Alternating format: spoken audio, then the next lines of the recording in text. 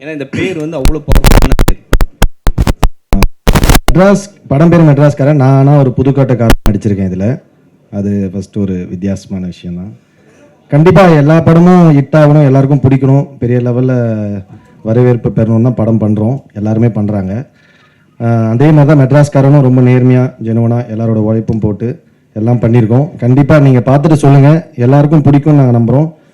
என் கேரக்டருமே கண்டிப்பாக எல்லாருக்கும் பிடிக்கும். கொஞ்சம் அதான் நல்லாயிருக்கும், பவர்ஃபுல்லான ஒரு இதுதான், ஒரு லீட் தான், நல்லாயிருக்கும் பாருங்கள். ஷேன், ஸோ இந்த நீங்கள் சாங் அந்த டான்ஸுக்கெலாம் நல்லா ஃபேமஸ், தமிழ்நாட்டில் எல்லாருமே லைக் பண்ண ஆரம்பிச்சிட்டாங்க. ஸோ மெட்ராஸ்காரன்லேயும் அந்த சாங் பயங்கர பவர்ஃபுல்லாக போயிட்டுருக்கு, மேட் இது. ஆனால் சாம் சிஎஸ் வந்து அந்த ஆர்டிஎக்ஸ் ஒரு சக்ஸஸ் மீட் வச்சிங்கல்ல, அதுக்கு கூட என்னால் உள்ளே போக முடியல அப்படின்னு சொன்னார். அதே போல் இங்கேயும் சாம் சிஎஸை பார்க்கவே முடியல உங்கள் மெட்ராஸ்காரன் படத்துக்கு. என்ன காரணம்? Why is he not here? But he was there, no, for the last event. Teaser launch ku vandaru. Even Pooja padam Pooja ku vanda teaser launch ku. Ipo oru Sri Lanka la irukadanga. Nariya padam pandradala. கலைநேட்ட கொடுங்க இங்கே.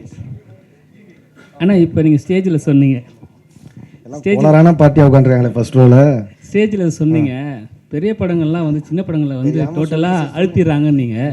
சரி, இப்போ வந்து நீங்கள் சொல்கிற விஷயம் வந்து நல்ல புதுசாக இருக்குது.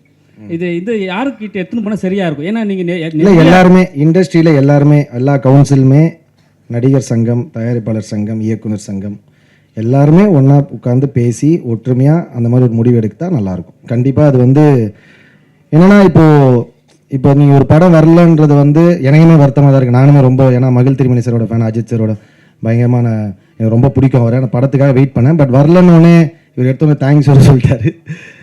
10 படம் வருதுன்றது ஓகே, பட் ஆனால் வந்து இப்போ 10 படம் வெயிட் பண்ணுறதுக்காக லாஸ்ட் மினிட்ல வரணும். இப்போ நிறைய படம் வரணும்னு ட்ரை பண்ணியிருந்துருக்கலாம். அவங்க வரலன்னு, பெரிய படம் வரலன்னு தெரிஞ்சோன்னே அவங்க போஸ்ட் ப்ரொடக்ஷன் ஒன்றும் ஃபாஸ்ட் பண்ணியிருப்பாங்க. ஸோ இந்த மாதிரி ஒரு படம் வந்து மொத்த ஸ்பேஸையும் எடுத்துகிட்டு போகிறது இல்லாமல், அதுதான் நான் ஓப்பனாக தான் சொன்னேன். அப்படி இல்லாமல் அது வந்து கொஞ்சம் ஆர்கனைஸ்டாக இருந்ததுன்னா ஒரு பெரிய படம் அவங்களுக்கு ஒரு நம்பர் ஆஃப் தியேட்டர்ஸ், அதுக்கப்புறம் அது கூட ஒரு மீடியமான படமோ 2 படமோ, இல்லைனா அதுக்கப்புறம் சின்ன படங்கள், புது ஏன்னா இப்போ ரொம்ப பேஷனோட சினிமா ரொம்ப அணுகி வராங்க நிறைய பேர். இப்போ ஜெகதீஷ் ப்ரோ நான் ஏன் சொன்னேன்னா, ஜெகதீஷ் ப்ரோ மாதிரி ஆளுங்க ஜெயிச்சாங்கன்னா தமிழில் இன்னும் நிறைய படங்கள் வரும், நிறைய நியூ ஆர்டிஸ்ட் வருவாங்க, நியூ டைரக்டர்ஸ் வருவாங்க. ஸோ வந்து வெறுமனே இப்போ பிஸ்னஸ்னு சொல்கிறோம். அதே மாதிரி எடுத்தோன்னே இப்போ ஒரு வேர்டு எடுத்துக்கிறோம், பேன் இண்டியானிடும். ஒரு கதையை நம்ம பண்ணிவிட்டு அந்த கதை முடிவு பண்ண அது பேன் இண்டியாவா இல்லை பேன் வேர்ல்டா அப்படின்றத, அது வந்து இல்லை நாங்கள் என்ன போகணும்னு தெரியாது. ஸோ கதை நம்ம பண்ணுற கதைகள், இப்போது நம்ம மஞ்சுமல் பாய்ஸ் பண்ணும்போது தமிழ்நாட்டில் இவ்வளோ பிஸ்னஸ் பண்ணணும்னு நினச்சா பண்ணியிருப்பாங்க, கிடையாது. அவங்க அட்டன் பண்ண ஒரு கதையை ரொம்ப ரொம்ப சூப்பராக ஆனஸ்ட்டாக பண்ணாங்க. அது ஒரு பெரிய வரவேற்பு இங்கே பெற்றது. அந்த மாதிரி நம்ம ரொம்ப ஜெனுவனாக ஒரு படத்தை லவ் பண்ணி அதை நம்ம பண்ணோன்னா the film will decide what it has to do. அது முடிவு பண்ணும் அது எந்த இடத்துக்கு போகணும்னு. ஸோ இது மாதிரி வந்தாங்கன்னா நிறைய நியூ டைரக்டர்ஸ், நியூ ஆக்டர்ஸ்லாம் வருவாங்க. அதுக்காக தான் நான் சொன்னேன். தொடர்ச்சியாக வில்லன் கேரக்டரே பண்ணுறீங்க. இல்லை என்னென்னா நீங்கள் வந்து வில்லன் கேரக்டர் ரொம்ப பவர்ஃபுல்லாக இருக்குது, ஹீரோனா சும்மா அப்படியே லைட்டாக வெறும் ஒரு சாங்ஸ் வச்சு முடிச்சிடறாங்கன்னு சொல்லிட்டு ஒரு தமிழ் சினிமாவில் ஒரு விஷயம் இருக்குது. அது எப்படி பார்க்குறீங்க? எங்கள் சண்டை தாங்க இருக்கிறதுலே கஷ்டம் படத்தில், ஸ்டண்ட்டு தான். அப்படி இல்லை, நான் சொல்லணும்னு சொல்கிறேன் உங்களுக்கு இன்னொரு இன்ஃபர்மேஷன் எடுத்துங்க. நான் இதுக்கப்புறம் வந்து ரொம்ப கேரக்டர்ஸ் பண்ண போகிறதில்ல. நான் வந்து அதுக்கு என்னென்னா, அதுக்கு ரீசனும் வந்து இங்கே நான் வந்து ரொம்ப ஹெல்த்தியாக இல்லைன்றதை ஃபீல் பண்ணுறேன். ஏன்னா வந்து இப்போது நான் கேரக்டர்ஸ் பண்ணுறது ரெடி. ஏன்னா இன்றைக்கி நான் சாப்பிட்ற சாப்பாடு நான் பண்ண கேரக்டர் தான் எனக்கு சோறு போட்டுட்ருக்கு. ஸோ அதனால் வந்து அதை நான் மறக்க மாட்டேன். கேரக்டர் ரொம்ப முக்கியமான விஷயம் தான். பட் ஆனால் என்னென்னா, இது வந்து இங்கே இப்போ மலையாளம் எடுத்திங்கன்னா எக்ஸாம்பிள் நான் சொல்லுவேன், சில ஆக்டர்ஸ் வந்து மல்டி ஸ்டாரர் பண்ணுவாங்க. இங்கேயும் இருக்குது, இல்லைன்னு சொல்ல மாட்டேன், ரொம்ப கம்மியாக இருக்குது. மல்டி ஸ்டாரர் பண்ணுவாங்க, திடீர்னு வந்து பார்த்தீங்கன்னா ஒரு பெரிய படத்தில் சின்ன ரோல் நடிச்சிருப்பாங்க, நெகட்டிவ் பண்ணுவாங்க. ஆனால் அவங்கள வச்சு ஹீரோவாக 2-3 படம் வரும். இங்கே வந்து என்னென்னா, ஒரு படம் நம்ம கேரக்டர் பண்ணிட்டோம், இப்போ இந்த மாதிரி நெகட்டிவ் ரோல்ஸ் பண்ணுறோம், இல்லை பண்ணுறோம், உடனே அதே மாதிரி கூப்பிடுறது. எல்லா படமும் அதே மாதிரி தான். எழுதுறதுக்கு முன்னாடி சாவுன்னு வந்தால் என் பேர் எழுதிடுவாங்கன்னு நினைக்கிறேன். ஸோ அதே மாதிரி வர்றது. ஸோ அது ஒரு பஞ்சாயத்தாகவும் இருக்குது. நான் பரவாயில்ல, அது நான் நமக்கு நல்லா நடித்தா பாராட்டுறாங்களோ அதை ஏற்றுக்கணும்னா, கலாச்சாரம் ஏற்றுக்கணும், கிண்டல் பண்ணாலும் ஏற்றுக்கணும், அதை நான் கண்டிப்பாக ஏற்றுக்கிறேன். பட் சொல்கிற விதம் இருக்குது, அது நல்ல விதமாக சொன்னோன்னா கண்டிப்பாக ஏற்றுன்னு நான் மாற்றிப்பேன். ஸோ வந்து என்னென்னா, ஸோ அதனால் அந்த பிரச்சனை இருக்கிறதால என்னென்னா, இப்போ வந்து நம்ம கேரக்டர் பண்ணும்போது இப்போ நார்மலாக ஒரு படம் வச்சுங்க, பெரிய ஹீரோஸ் படம்லாம் வேணாம், அதெல்லாம் நார்மலாக ஒரு படம் பண்ணுறாங்க. அந்த படம் பண்ணுறாங்க, இப்போ அந்த படத்தில் வந்து யாருனாலும் ஹீரோ நடிக்கலாம். இப்போ ஒரு புது ஹீரோ நடிக்கிறாருன்னு வச்சுங்களேன், ஒரு நார்மலாக ஒரு ஹீரோ நடிக்கிறாங்க, அதுலேயுமே நம்ம செகண்டரியாக தான் எழுதுறாங்க, செகண்ட் கேட்டகிரிலேயே வச்சுருக்காங்க. ஸோ அது வந்து கொஞ்சம் டிஸ்டர்பிங்காக இருக்குது. I don't feel that is healthy. எனக்கு அது செட் ஆகலை. ஸோ அதனால் நான் வந்து இதுக்கப்புறம் ரொம்ப எக்ஸ்ட்ரீம்லி சூஸியாக, ரொம்ப கரெக்டாக இருந்தால், ரொம்ப சூப்பராக இருந்தால் மட்டும்தான் கேரக்டர்ஸ் பண்ணுவேன், லீடாக தான் பண்ணலான்னு முடிவு எடுத்திருக்கேன். தேங்க்யூ. சரி சார், சரி சார். சார் இப்போ படம் இப்போ பார்த்த உடனே ஹீரோவுக்கு கைத்தட்டில் கம்மியாக இருந்தது, ஹீரோயினுக்கும் கம்மியாக இருந்தது. ஆனால் உங்களுக்கு மட்டும் அப்ளாஸ் வேறு மாதிரி இருக்குது. என்ன காரணம்? ஏன்னா ஃப்ரெண்ட்ஷிப் காரணம் ஒன்று இருக்குது, அப்புறம் அது இல்லாமல் வந்து பணம் செலவு பண்ணுற காரணம் ஒன்று இருக்குது. அது இல்லாமல் வந்து ஸ்டேஜில் ஒன்று சொன்னீங்க, எல்லா ஆர்டிஸ்ட்டையும் சேர்த்து வச்சு தேங்க்ஸ் சொன்னீங்க. இன்னும் அடுத்த படத்துலேருந்து எல்லாரையும் வந்து கவுண்ட் பண்ணி அவங்கள ஏதாவது படம் பண்ணுற மாதிரி பிளான் பண்ணியிருக்கீங்களா? ஐ மீன் இந்த ஆர்டிஸ்ட் சொல்கிறீங்களா?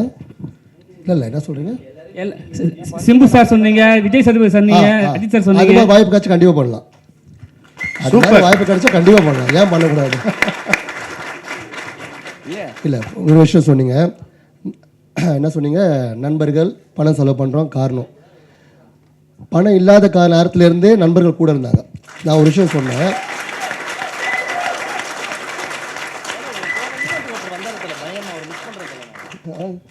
ஓகே, பணம் இருந்தால் தான் இருக்கவங்க வந்து நண்பர்கள் கிடையாது, காரியவாதிகள். பணம் இல்லாத போதோ கஷ்டப்படும் போதோ ஜெயிக்கும் போதோ இன்னைக்கு வரைக்கும் ஓடிட்டு இருக்காங்க, அவங்க தான் நண்பர்கள். இதில் வந்து பணத்தால் சேர்த்த கூட்டங்கள் கிடையாது, பாசத்தினால அன்புனால சேர்த்த கூட்டங்கள். சார் ஆமாம் ஆமாம், அன்னைக்கும் அதான் அந்த கதைக்கு வந்துட்டீங்க சொல்கிறேன். ஏன்னா இந்த கேள்வி என்கிட்ட இந்த ஒரு 3 days பேக் கேட்டாங்க. நான் டீ விற்குத்தேன்னு சொன்னேன் பார்த்தீங்களா, நான் டீ விற்கும் போதும் என் கூட வந்து ஒரு நண்பன் தான். நான் வந்து அப்போ பேக் எடுத்து வரேன்னு சொன்னேன், அவன் வந்து வேணாண்டா நீ இருறா நான் எடுத்துருவான்னு சொல்லிட்டு அவன் கூட தூக்கின்னு போகிறான். அந்த நண்பன் கார்த்திக் இங்கே தான் இருப்பான், இதோ இங்கே தான் இருக்கான் பாருங்க, போட்டோ எடுத்துருவான் பாருங்க, அவன் தான் அந்த கார்த்திக். ஸோ நண்பர்கள் வாழ்க்கை ரொம்ப முக்கியம் பிரதர். பணம் இருந்தாலும் சரி, இல்லைனாலும் சரி, வசதியாக இருந்தாலும் சரி, உயரத்து இருந்தாலும் சரி, நண்பன் எப்போ வாழ்க்கையில் முக்கியம். நம்ம எதுவுமே நம்மளோட சந்தோஷத்தை எல்லாரும் ஷேர் பண்ணுவோம், கஷ்டத்தை நண்பர்கிட்ட மட்டும் தான் சொல்லுவோம். ஸோ அது மாதிரி சேர்த்த கூட்டங்கள் தான். சொல்லுங்க பிரதர். என்ன ப்ரொடியூசர் கதைலாம் கேட்டிங்களா? நெக்ஸ்ட் ஹீரோ ஆயிடுவீங்க போல் இருக்கே. ஐயோ பார்த்தா அதுவும் வாலி தான் எடுப்பாரா? யாரு? அதெல்லாம் எதுவும் இல்லைங்க. முதல்ல இப்போ எடுத்த படத்தை எவ்வளோ கஷ்டப்பட்டு எடுத்திருக்கோம். அதான் 10ஆம் ரிலீஸுக்குன்றது சடனாக பிளான் எடுத்து பண்ணுவோம். ஒர்க்கு நிறைய இருக்குது, நிறைய போக வேண்டியது இருக்குது, போக வேண்டிய தூரங்கள் நிறைய இருக்குது. முதல்ல அதை பற்றி யோசிப்போம், அடுத்த படத்தை பற்றி யோசிப்போம், அப்புறம் என்ன நடக்குதுன்னு பார்ப்போம். இல்லை இதில் மேடியோட சாங் அந்த மணிரத்னம் சார் காதல் சடுகுடு, ஸோ அதை யார் சூஸ் பண்ணது ஃபர்ஸ்ட்டு? ஏன்னா அவ்வளோ அழகாக இருக்குது, லைட்டிங் அந்த இதெல்லாம் நல்லா இருக்குது, டான்ஸிங்கும் பர்ஃபெக்டாக இருந்தது.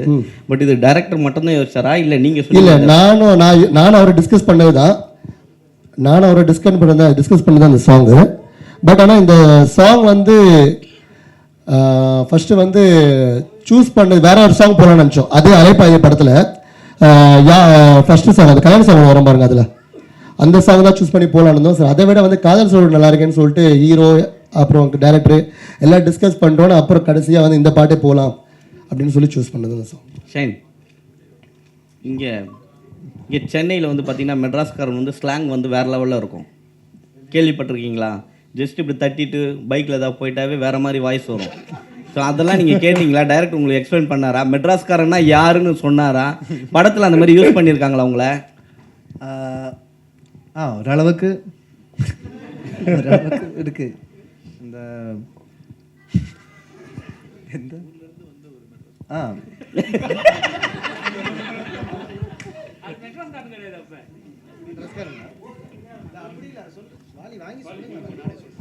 அப்படி இல்லைண்ணே, இப்போ எனக்கு சொந்த ஊர் மெட்ராஸ் கிடையாது, நான் புதுக்கோட்டை. ஆனால் வந்து ஒரு 20 வருஷம் ஆகுது. ஆனால் இப்போவும் நான் என் ஊருக்கு திரும்பி போனேன்னா என்ன மெட்ராஸ்காரன் தான் சொல்லுவாங்க. மெட்ராஸ்காரன் வந்துட்டான், மெட்ராஸ்காரன் கிளம்பிட்டான், இப்படி தான் சொல்லுவாங்க. ஸோ அதுதான் நான் எடுத்துக்கிட்ட ஒரு ஐடென்டிட்டி.